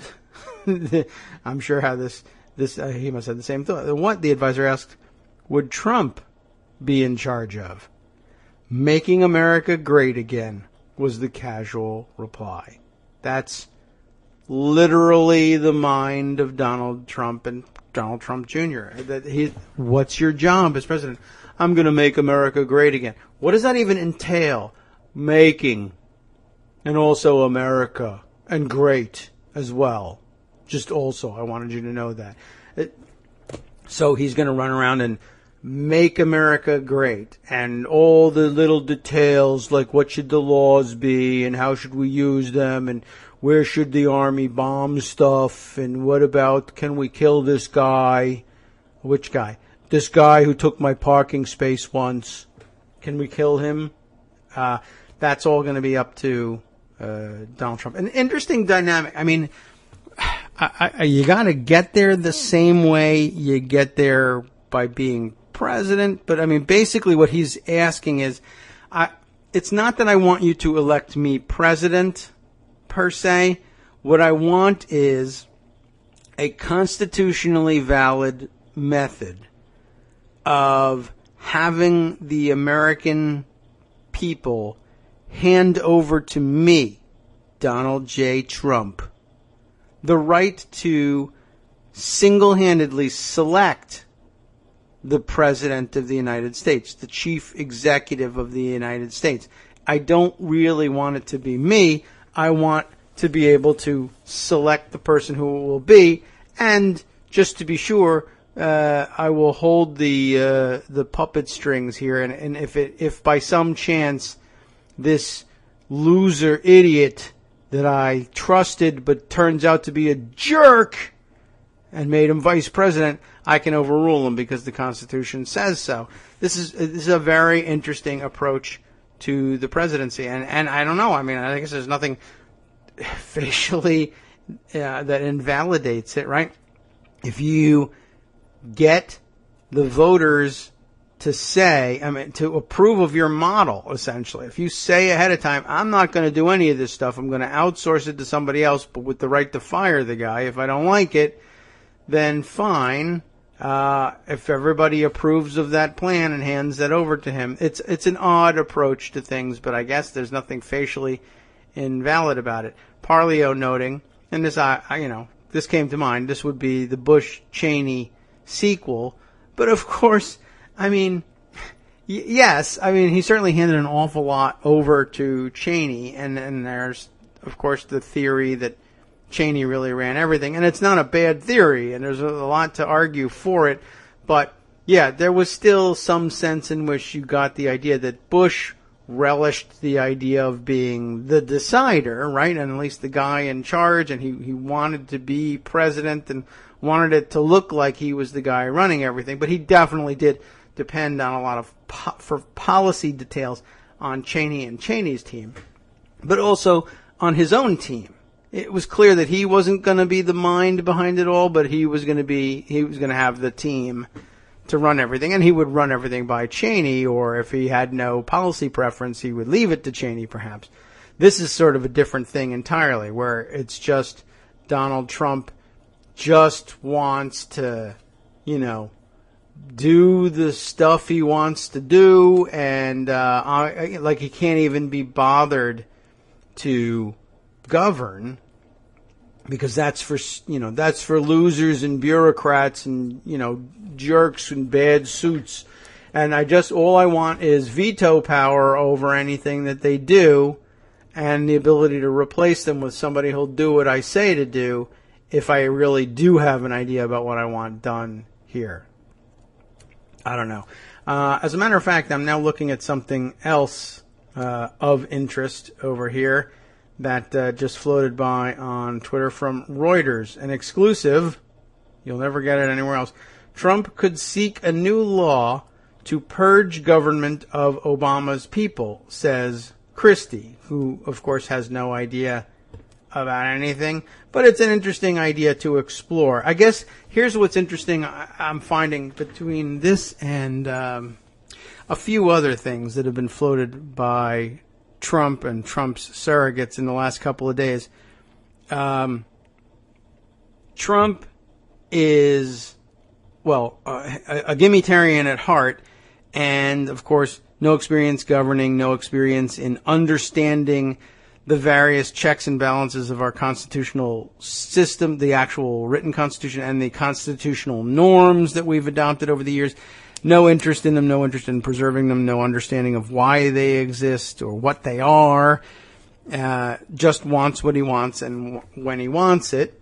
And so, yeah, the idea of purging the government of Obama's people, like that's something that certainly Democrats have entertained in the past or have said that we feel like our hands are tied. But we really would like to be rid of them. I'm thinking of all the, like the Bush Justice Department people who embedded themselves in the supposedly non-political ranks of the DOJ, and who we worried we would have to spend years ferreting out and undoing their work, and basically saying, that's just the way our system works, and it's very difficult to dislodge them by law. He just says, well, I want a different law so that I can dislodge them en masse or without any sort of due process, or all this stupid stuff that differentiates the government from business as I envision it, where I can simply say you're fired, whereas in government people have an actual due process before being dismissed, etc. And it's the sort of thing that resonates with conservatives. They certainly feel a familiarity with saying, yeah, well, it's all this government tenure stuff and between teachers and everywhere else. That's overwhelmingly a conservative ideal, to be able to hire and fire at will. Of course, that all disappears when they're the ones holding the jobs, at which point hiring and firing at will by a Democrat would be the ultimate in corruption. I wonder what does the Reuters story have to say about that one? I'm kind of curious. It might be something that Joan might like discussing as well. All right, let's see. Let's see about this so-called exclusive. Emily Flitter is the writer of this exclusive piece. Trump could seek a new law to purge government of Obama appointees, and I wonder how deep that goes. If he wins the presidency, Republican presidential nominee Donald Trump would seek to purge the federal government of officials appointed by Democratic President Barack Obama and could ask Congress to pass legislation making it easier to fire public workers, Trump ally Chris Christie said on Tuesday. Christie, who actually is governor of New Jersey, that's true, and leads Trump's White House transition team, a little prematurely, but okay, said the campaign was drawing up a list of federal government employees to fire if Trump defeats Democratic rival Hillary Clinton in the November 8th presidential election. As you know from his other career, Donald likes to fire people, Christie told a closed-door meeting with dozens of donors at the Republican National Convention in Cleveland, according to an audio recording obtained by Reuters and two participants in the meeting. Christie was referring to Trump's starring role in the long-running television show The Apprentice. You know all about that, the catchphrase, "You're fired," which isn't a catchphrase, it's 2 words, but okay. The Trump campaign did not respond to requests for comment. Trump's transition advisors fear that Obama may convert these appointees to civil servants who have more job security than officials who have been politically appointed. This would allow officials to keep their jobs in a new, possibly Republican administration, Christie said. It's called burrowing, Christie said, and you know that because the people who kept you on as U.S. attorney told you all about it, and they were the ones actively burrowing the Bush administration people into place. You take them from the political appointee side into the civil service side in order to try to set up roadblocks for your successor, kind of like when all the Clinton people took the W's off the keyboard when George Bush was coming into the White House, which they didn't do. Anyway, Christie was referring to pranks committed during the presidential transition from Bill Clinton to George W. Bush in 2001. During that period, some White House staffers removed the W key on computer keyboards, and I thought that was debunked, but maybe I'm wrong about that, and left derogatory signs and stickers in offices, according to a report by the General Accounting Office, an investigative arm of Congress. I gloss over all of this in a monotone because that's not what burrowing is, and it's really not even close to a comparison to what it actually is and what it actually does. And of course, the very best and most recent example of actual burrowing is the Bush administration doing it to the incoming Obama administration. It has nothing to do with jokes about whether there's W's on your keyboard. It has to do with actual people in charge of actual policies actually being difficult to ferret out and fire from their actual government jobs. You complete dick. One of the things I, a complete dick, have suggested to Donald is that we have to immediately ask the Republican Congress to change the civil service laws, because if they do, it will make it a lot easier to fire those people, Christie said. He said firing civil servants was cumbersome and time-consuming. It's difficult and hard to do. I'm a governor and I know. There was no immediate comment from the American Federation of Government Employees, which is the largest federal employee union in the United States, except for probably duh. Christie told the gathering that changing the leadership in the Environmental Protection Agency, easy enough as a trope, long a target of Republicans concerned about overregulation, would be a top priority should Trump win in November. Trump has previously vowed to eliminate the EPA. So who cares? And roll back some of America's most ambitious environmental policies, actions that he says would revive the U.S. oil and coal industries and bolster national security. Christie added that the Trump team wants to let business people serve in government part-time without having to give up their jobs in the private sector, which would be horrible. Trump frequently says he is better equipped to be president because of his business experience, and we know that's not likely true. Although Christie was repeatedly asked during the meeting, he declined to name any potential cabinet picks. He said Trump was not ready to do that yet. Fair enough, I think. Yeah, that's kind of dumb. So whatever. All right. Something else that I just saw fly by. Reed Wilson reporting that Donald Trump helped New Jersey Republicans pay off $425,000 in legal fees related to Bridgegate. How's that for a story? Well, no wonder he has Chris Christie's undying loyalty, despite the fact that he screwed him over. How many ways to Sunday would you say? Normally we say 6, but this was probably a couple of extra. 8 to 12 ways to Sunday, which may not even be possible. Here's the story from NewJersey.com. With Trump's help, New Jersey Republicans pay Bridgegate legal fees. That is complicated, isn't it? Let's see. Here we go. It's all about, of course, Bridgegate, the George Washington Bridge lane closing scandal. Campaign finance reports released Tuesday show the Republican State Committee not only paid its Bridgegate-related bills, but has enough money in the bank to cover its remaining debts.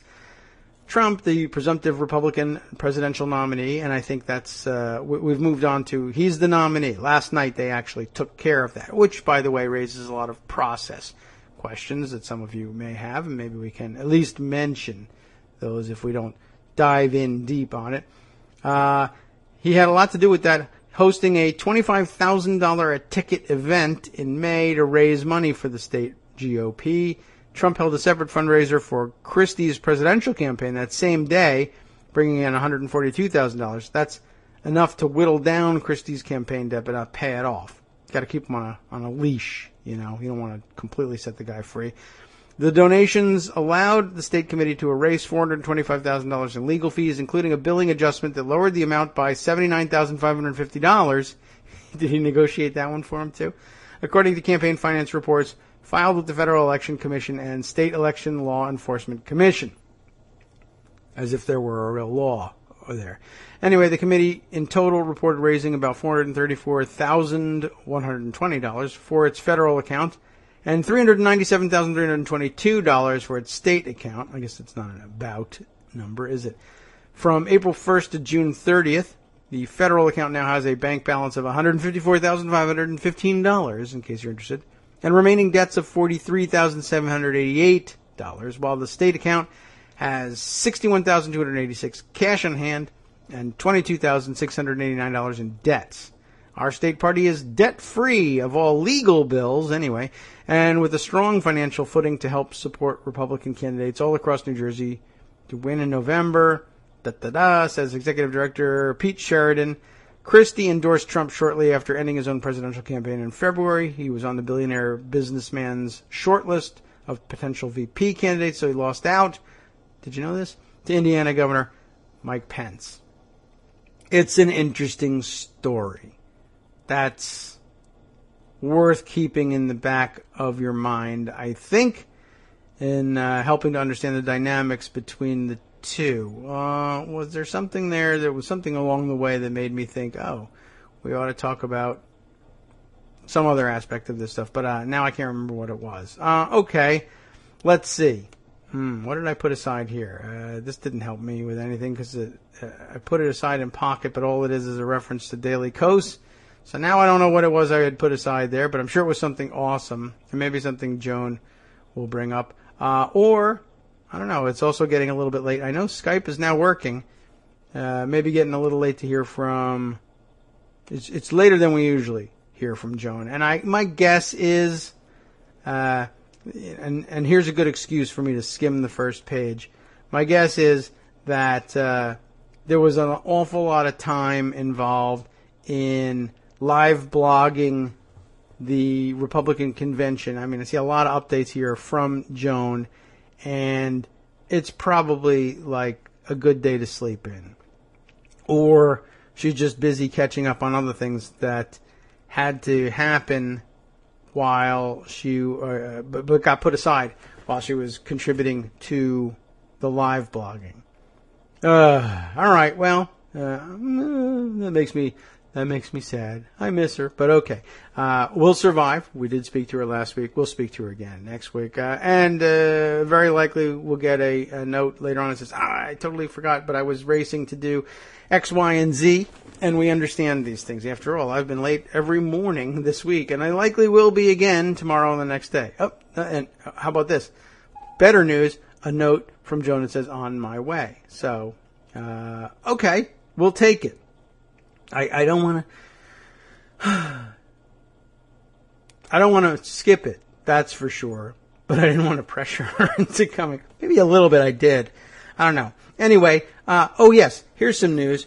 Roger Ailes is finally going to be kicked out from Fox News. It's all over.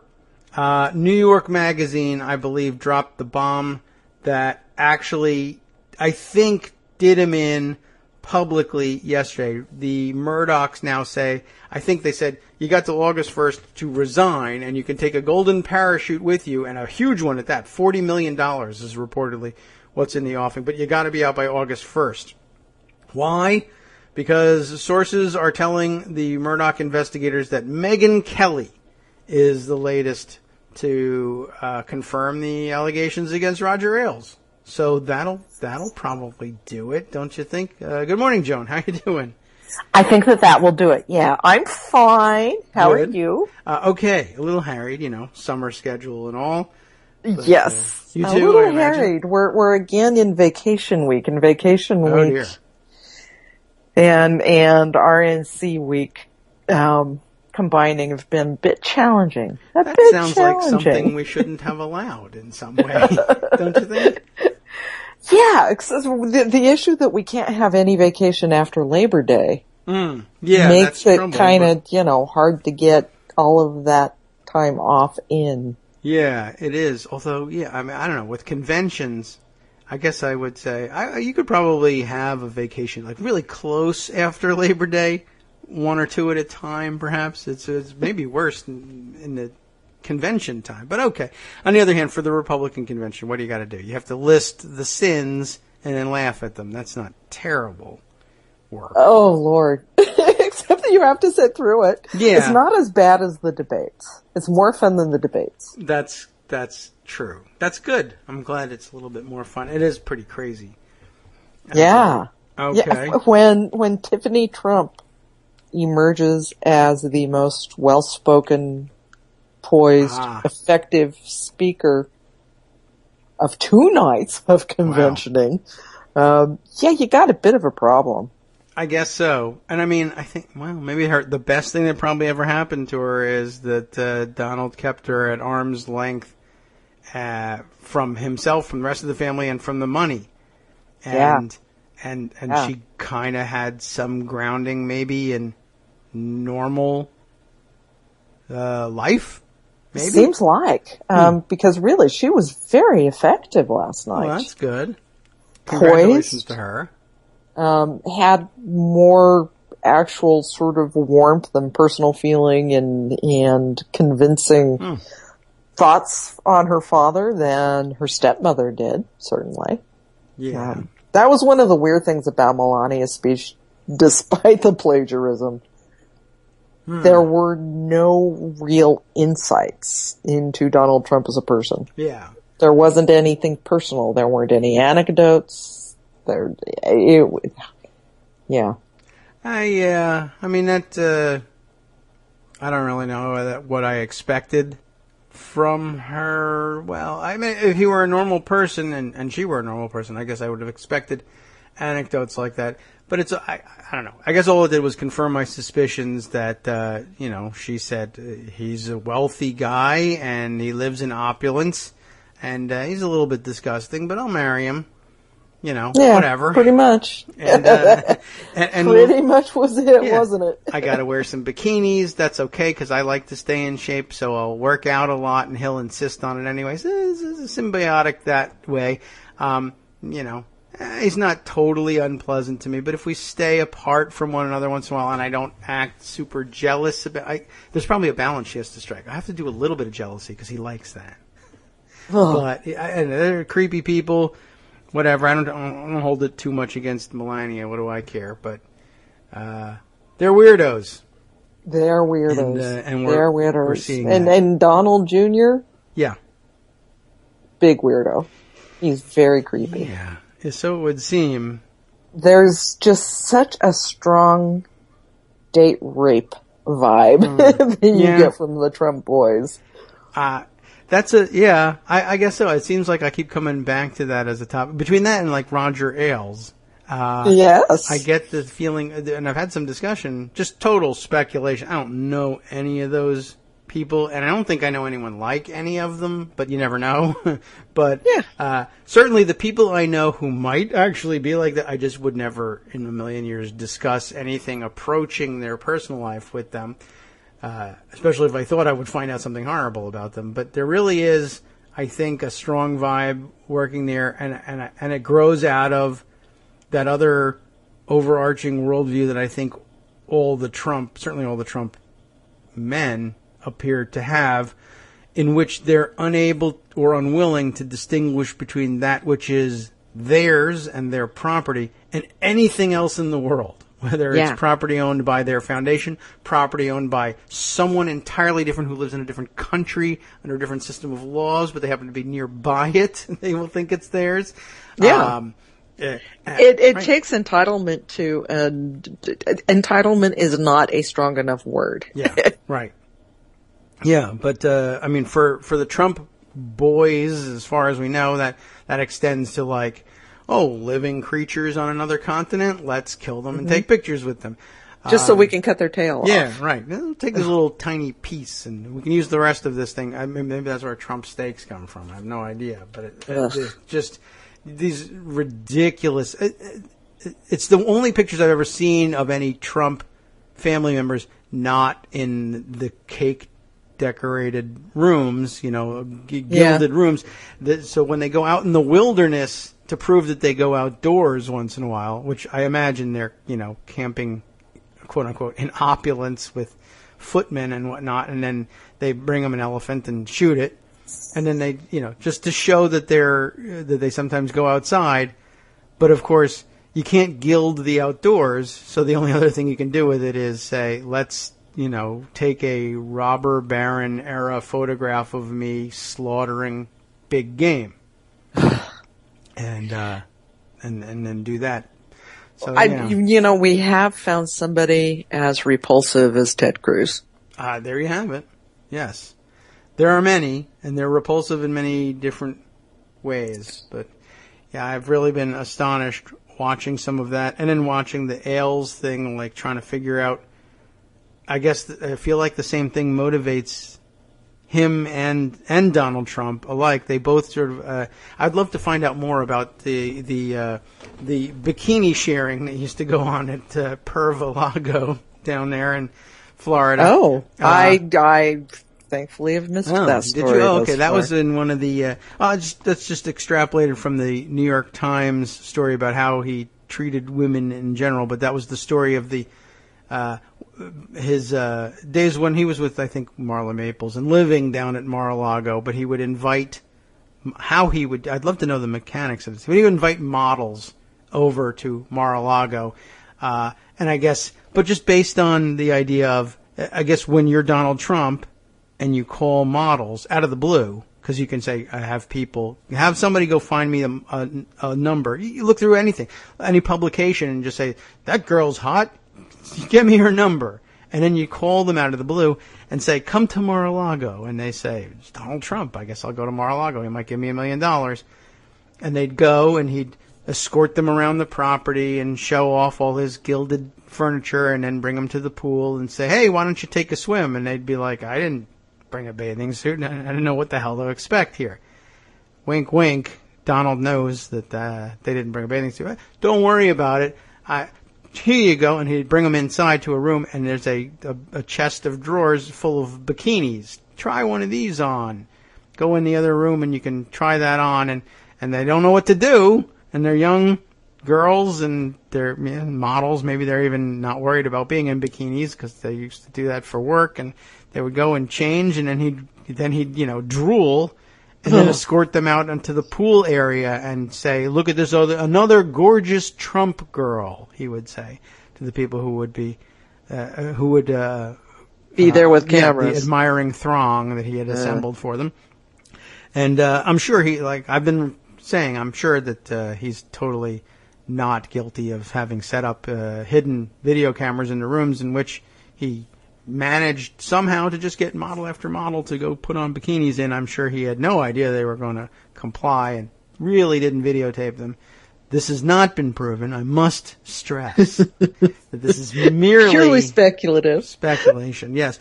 But he totally didn't do it. And anyway, but just I thought between him and Roger Ailes, it seems to me like these two guys both have that thing going on where power, money, success, however you define it, is like they pursue it in its own, for its own sake. But I think they also sort of think that everyone always told me that, power is the ultimate aphrodisiac, and no wonder women love me, and it's okay that I do creepy stuff with them because they're getting something out of it. And anyway, it's natural for them because power is such an aphrodisiac. It's not me. I'm not pulling one over on them.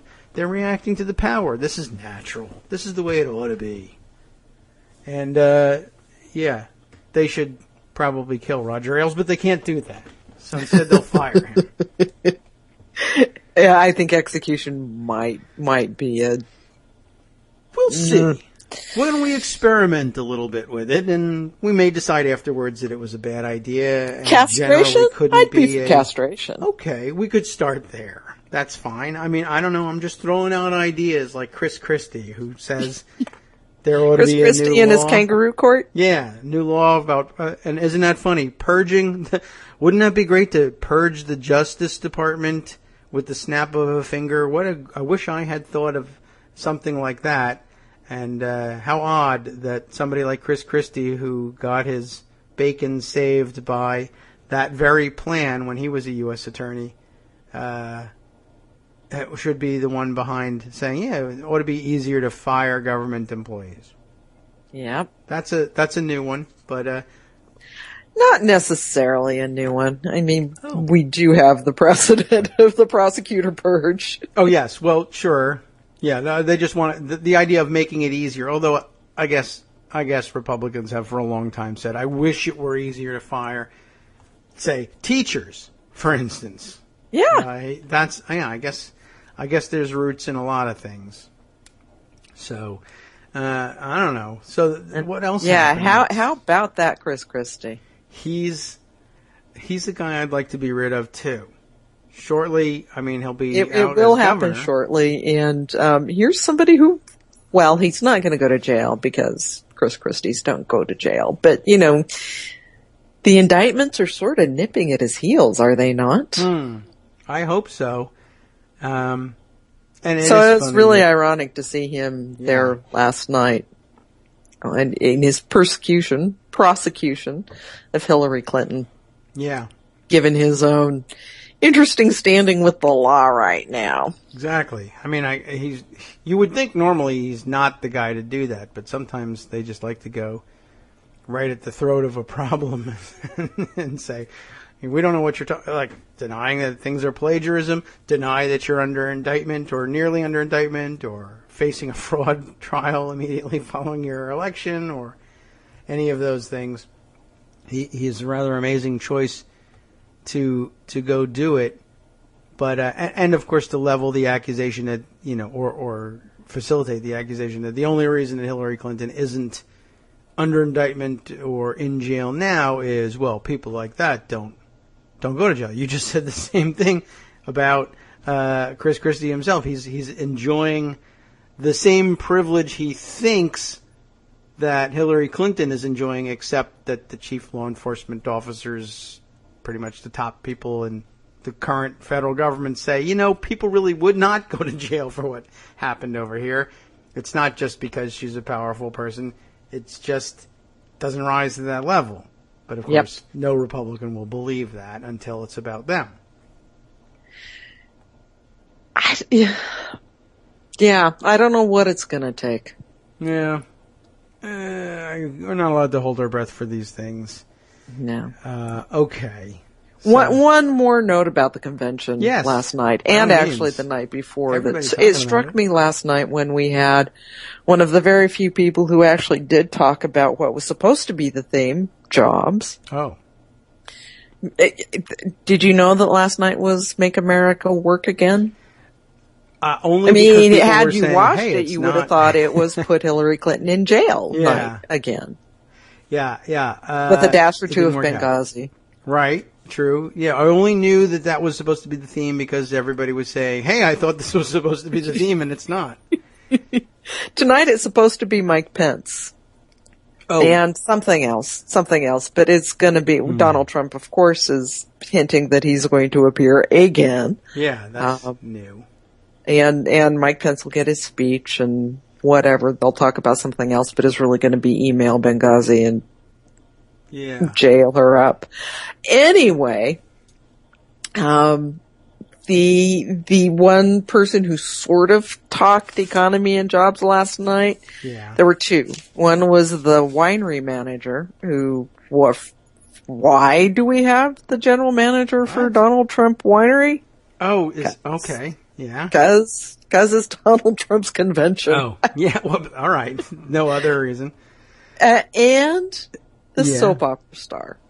Right. I heard about. Who was so, and avocado farmer, who was so blatantly trying to appeal to women. Huh. It was disgusting. Well, okay. I don't want to. Following up on the soap opera star of Monday night, this is what they've decided is going to get the ladies for them. They love soap operas, those women. They love soap operas. And avocados as well. Maybe. I don't know. Like for facial scrubs, right? I don't know. I see that on the shelves. So there you go. This is how we get the ladies. We put soap opera stars on the stage. Yeah, that works. And it is 2016. Yeah. But it's the Republicans, so. I guess so. I mean, that may be all they know about women, other than that I like to chase them around the desk. And have them put on bikinis. Right, bikinis. And there's also a few other places that women should be. On top of pianos is one place, apparently, that they like to put them. And never a pedestal, always a piano. Chase them around the desk and in the bikini changing room. Or, for others, I guess, sitting on the couch watching soap operas. Yep. Well, it's a worldview. But not eating bonbons, because bonbons will make them fat. Right. No, we can't have that. They have to be strictly disciplined soap opera watchers. Hideous people. Yeah. There were a couple of other interesting things I thought that would be fun to talk over with you. Yes. Because rules were a big feature of the evening. Right. Both evenings, as it turns out. Both evenings, yes. Okay, so what's where do you want to start with that? Holy mackerel. What do you mean? Holy mackerel. Last night was particularly interesting to me to see how Paul Ryan manipulated the rules Yes.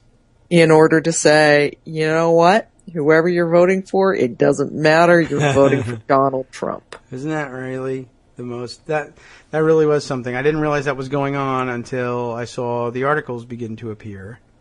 Mm-hmm. But yeah, there were... And this is something to think about, by the way. When if you're still in there's not a dime's worth of difference between the parties, either policy-wise or how they work, or whatever, I guess we'll have to see how the Democratic Convention will certainly have its share of... well, despite what you heard, the ayes have it. If there are floor disputes. But this is as blatant as it gets, right? They had state delegations saying that reporting that they had, 10 votes to give to Ted Cruz and 20 votes to give to Donald Trump. And they were just up there like, okay, so that's 30 for Donald Trump. Thank you. And yeah, apparently... I don't know how And you much could was lump open. it. Reince Priebus, after all of this, going over the rules and trying to figure out, we had that 10-minute interlude when they were looking at pieces of paper up on the podium, and Paul Ryan and Reince and their parliamentarian guy were all up there conferring. Yeah. They come out of it, and Reince Priebus essentially says, you're lucky you got to call your votes out on the floor for people other than Trump. You should be happy with that. Yeah. Thrilled to death.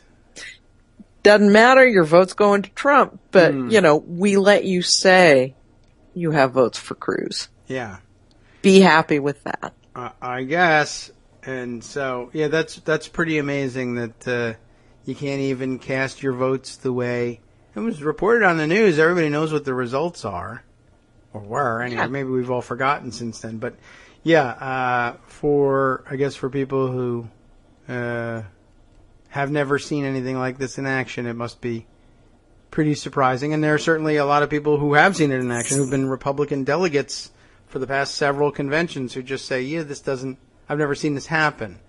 Of course, usually, state delegations are convinced eventually, because there's much more in the way of decent relations and good feelings between the camps by the time the convention rolls around, to simply say, yes, let's make them the nominee by acclamation, or let's all cast, or we're released as bound delegates because there's an understanding between the guys who dropped out of the race and the eventual winner to do this. But there are no such understandings this time, so that's sort of new all by itself. And then the notion that you can't even just cast some token votes for some other guys, even though everybody knows Trump is going to win. He's got to have them all. And interesting that he wants all of the adoration and acclamation without having done any of the smoothing of feathers that you normally have to do to build a coalition. It'll be interesting to see. No, it's entirely by force. And this is particularly interesting when we had this big unity speech from Paul Ryan. Yes. Because that was his message last night. It's time to put aside our differences. It's unity. And then he totally stomps on the symbolic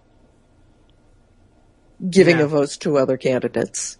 Right. The thing that is supposed to smooth over previous divisions and make everybody happy and united behind Donald Trump. He just walks all over that, says, yeah, your votes don't count. Be happy that we gave you this symbol of saying during the roll call vote the other candidates' names. That's all you're getting. Yeah. That's, people have different ideas about what unity means, I guess. Yeah. It's going to be interesting, talking of unity, to see how that goes over when the House is back in session. Yeah. And Paul Ryan is trying to get his mini-X in order again.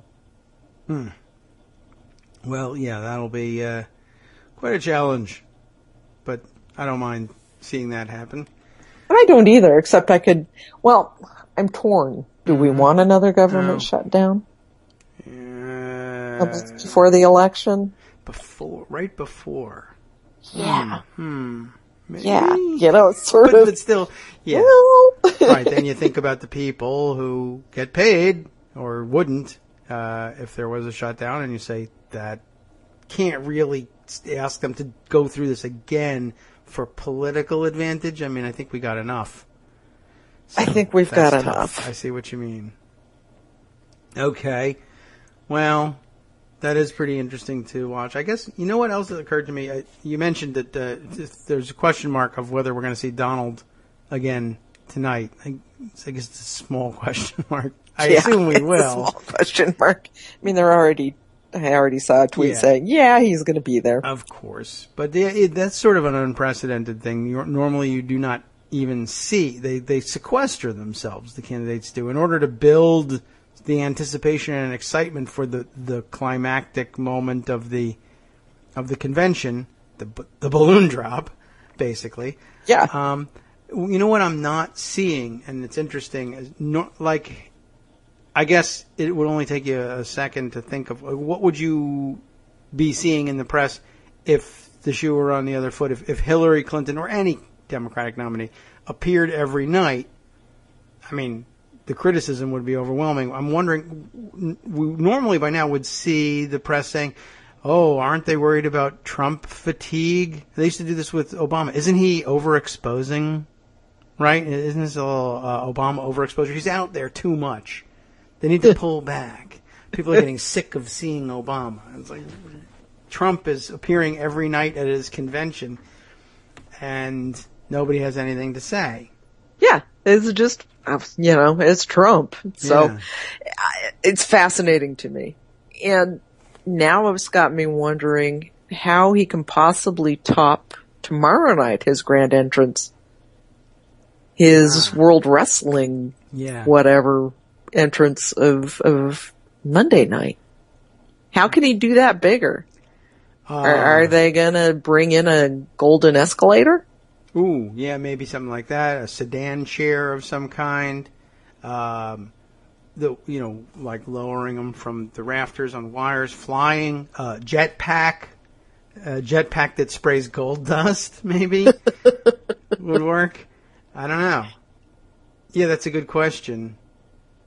Lord. Yeah, I mean, Vegas showgirls, maybe? Ah, there you go. You go. There's one of those old like a swimming pool scene. Maybe what was it Esther Williams that used to do? Synchronized swimming. Right. And then he rises out of the middle of the pool kind of thing that elevates up. Right. So I'm thinking they probably, if he's smart, and he's not, but he is a showman. I assume that he's probably brought in, rock show producers or something like that, or Broadway show producers that can build an entrance-making machine of some kind for him. Did we ever get the hologram Reagan at the last one? we were promised. Did not get a hologram Reagan. Maybe now's the time. Maybe they'll have him tonight. But no. He can't have hologram Reagan because that would upstage him. Oh, yeah, maybe. So unless it's hologram Reagan introducing him. Possibly. I don't know. We'll see if they can work it out. Or he explodes hologram Reagan somehow in a gold dust explosion, and then he comes in. Yeah, I don't know.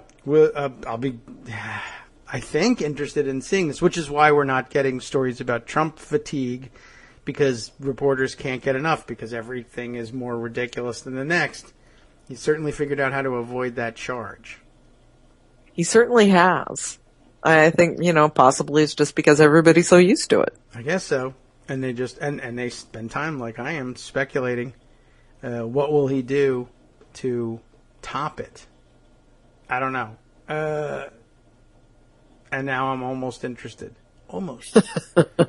Well, I have to be, because I have to continue watching. Yes. Well, you gotta, give yourself something to live for while you're watching this thing. So, it's pretty amazing. And, here's a nice comment one of the listeners, Parleo, has to say about the Unity building. kind of like it is he's right here, a CEO's idea of unity. Compulsory team building exercises on the weekends. Absolutely. That really does describe it. That's a great way of describing the it. CEO thinks it's awesome. And isn't it great we got to know each other out of the office? And everybody else is like, my weekend. I don't have people to pick up my dry cleaning like you do. I needed to go do errands and spend some time with family and clean the house or water the garden or just sleep. But, yeah, thanks for the team building. Man, that's really about it. All right. Well, let's. What's the theme for tonight? What are we supposed to look for? Pence. Goodness. Right, I forgot that guy already. It's Pence. But It's also, Pence. Yeah, it's Pence. It's his big night, which of course will give everybody a chance to talk about Sarah Palin. I guess so. Yes. And let me see if we can find what tonight's supposed theme is going to be. I mean, really, we do know that. Yeah, that these themes are pretty much. It's just all. It's a starting point, but putting Hillary in jail. I guess so. Oh, okay. Opportunity and prosperity. Make America something again. I don't know. Okay. That's Opportunity, prosperity. So we are going to get Laura Ingraham. Woohoo. Who? Pam Bondi. Oh, okay. Florida's Attorney General. I know her, right? The one who dropped the case for free because he tricked her. Yeah. That's good. Eileen Collins, who is a retired astronaut. Oh, yes. Yeah. Michelle Van Etten, small business owner. Kentucky State Senator Ralph Alvarado. Okay. Daryl Scott, pastor. Huh. Here's the biggies. Huh? Oh, okay. Lynn Patton from the Eric Trump Foundation. The Eric Trump. Okay. Scott Walker. Oh, I know that guy. Marco Rubio. All right. Ted Cruz. Wow. All right. That's big. All right. Yeah. Eric Trump. We get Eric Trump Foundation and Eric Trump himself. Yes. Newt and Callista. As a team. Yeah. That is fantastic. That's a lot of hair. Probably. I mean, who knows the way that it's been going so far. Last night was a little bit more choreographed, a little bit more on point than Monday night, which was sort of a free-for-all. But okay. Yeah. And finally, Mike Pence, who hopefully will get on while they're still in prime time. One of the things that was fun last night was watching the senators trot up and thinking about Joni Ernst. Because this was supposed to be, Monday night was supposed to be, Joni Ernst is your superstar. Joni Ernst is going to round it all out. I heard nothing. Bread bag Joni. That's because she was like at 11:20 Eastern time. Oh. It went so long and was so bad that she was shoved in after. And I love the thought of Joni Ernst gnashing her teeth. Yeah. Watching all of her colleagues get prime time slots. So it didn't work out for her, and that's what they were worried about procedurally yesterday in dealing with trying to sweep the rules fight under the rug as quickly as possible so that didn't happen. So they had the rules fight. It didn't change anything, and they missed their mark. Yep. Okay. Good job. That's Monday. It's lovely when rules fights and disunity bleeds into primetime coverage. Yes, and there's still a chance we may see some of that for the Democratic convention too, particularly if everybody decides to have a fart in, which I think they should put that on in prime time, to be honest. It just doesn't have the same impact visually, I would imagine. No, I bet it won't. And without microphones, it's just, I can't imagine. And also, I don't know how well that works in terms of really engineering something like that. And no matter what you eat, I can't see it happening it's just going to be downright unpleasant for everybody. Yeah. Including the farters. It'd probably be pretty embarrassing, I would think. I don't think I don't that's going to think come this off. one's going to amount to much, I don't think personally. it's really even going to happen. No. Okay, well that's fine. They would have gotten the advanced press that they wanted out of it, and that's enough. And some people think any publicity is good publicity. Even when it's really, really, really silly. Yes. Yeah. Like that guy with the unpronounceable last name, Milo, the Breitbart guy, who got banned from Twitter for life yesterday. Yeah. Some of you know who he is. For attacking one of the stars of the Ghostbusters remake, Leslie Jones. That's what I understand. This is the Twitter hill he decided to die upon? I can't believe it. I don't know how the Ghostbusters thing became this, I don't know what even, this cause for them. It was probably because it was a black woman. I guess, but I mean, there are black women, you know? I don't know how you get to where you're, like, shocked to see one. What do you mean? And I guess, I really have no understanding of this. Am I wrong that it's just, it's chicks, so I hate it? Is that it? Is that all? It's chicks and there's a black chick too. Yeah. I assume. I don't know. I haven't really followed up on the entire story. But I know a lot of people who are very happy. He apparently has been one of the worst Twitter trolls over the years. Yes. And this was the last straw. Yeah. Well, I'm glad that he's gone. I know a lot of people were very happy about it. He's compared to the Chuck Johnson, that red-haired crazy one that possibly pooped on the floor somewhere. He's gone supposedly for life as well, and everybody puts this guy on a par with him. I don't even understand that guy. But apparently he was at the convention and they had a big party attended by all the worst people in the world. Pamela Geller, Chuck Johnson, and himself was there. All the people that really make you vomit when you hear their name were actually at this one party, which probably really should have been lit on fire. Yeah.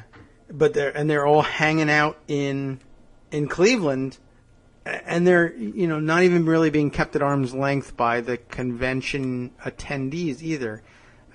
It's a really weird collection of people that are there. Even that Wilders guy from the Netherlands, Geert Wilders, has showed up as a guest of the Tennessee Republican Party, I understand. So he's partying it up. And Hitler dead. He's not there. But they'd have him, it seems. It is most definitely Donald Trump's Republican Party now. No doubt. Well, he just likes celebrity. Even though nobody knows who Milo, whatever his name is.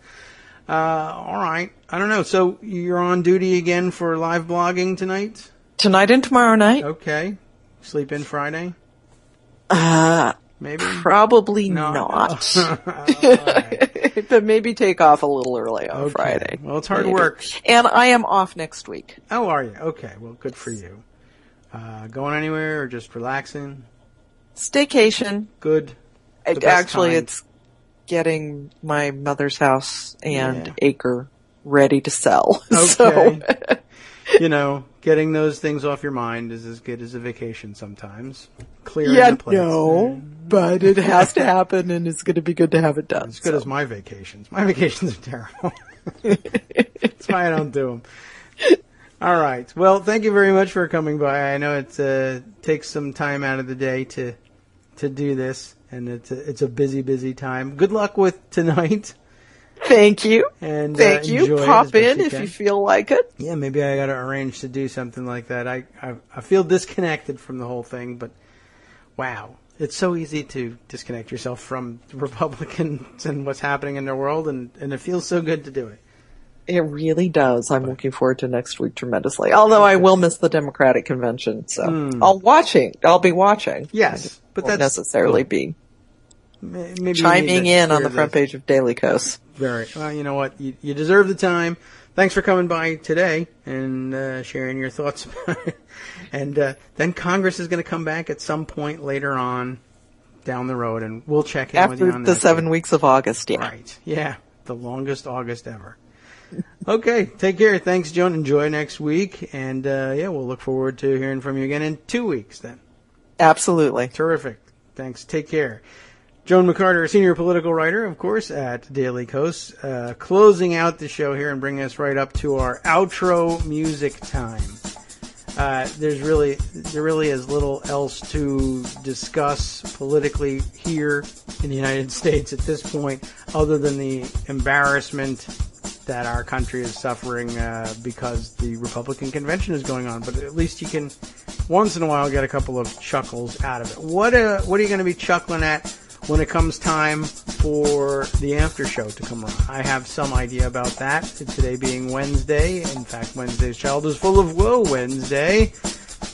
We've got the following coming up. The Texas Board of Education seeks to approve a textbook. And you remember what Texas and their Board of Education does with their textbooks?